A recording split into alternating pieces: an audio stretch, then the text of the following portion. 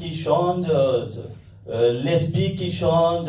তুমি রবি ঠাকুরের অজর কবিতা বাঙালির হাজার বছরের গৌরবময় ইতিহাস, সংস্কৃতি ও সঙ্গীত কেন্দ্র করে শিল্প সংস্কৃতি তীর্থভূমি প্যারিসে অনুষ্ঠিত হয়েছে দুদিনব্যাপী বাংলার মাটির উৎসব ফেস্টিভ্যাল তের দু বেঙ্গল।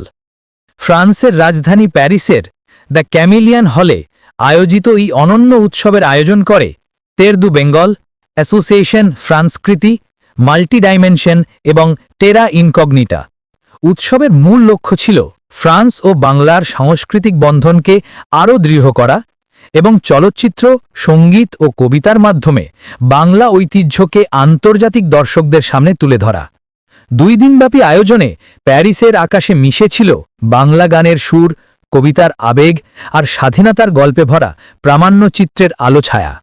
উৎসবের প্রথম দিন প্রদর্শিত হয় 3টি উল্লেখযোগ্য প্রামাণ্যচিত্র এবং চলচ্চিত্র: কালার অফ ফ্রিডম পরিচালনা অজয় রায়, বাংলাদেশ নেসন্স দুং দ্রাপো পরিচালনা প্রকাশ রায় এবং বনবিব্বি লা ফাম ডে লা ফরেস্ট পরিচালনা সৌরভ ব্যানার্জি ও অন্য জলাল। প্রদর্শনীও ছিল সমান সমৃদ্ধ। পর্দায় আসে লেশাও দেফু পরিচালনা জর্জ লুমো, মন পাবানের নাও পরিচালনা Ladli Mukhopadhyay, the 1971 war in the eyes of Pakistanis পরিচালনা আমিরুল আরহাম এবং স্বল্পদৈর্ঘ্য চলচ্চিত্র রেভ দ্য ইনস্ট্যান্ট পরিচালনা অরুণ হালদার।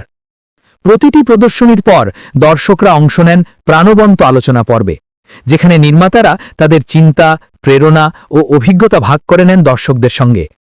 রাতে সাংস্কৃতিক সন্ধ্যা যেন পরিণত হয় এক অনিন্দ সুন্দর বাঙালিয়ানা উৎসবে। সঙ্গীত ও আবৃত্তির মনোমুগ্ধকর পরিবেশনায় ভরে ওঠে পুরো হল।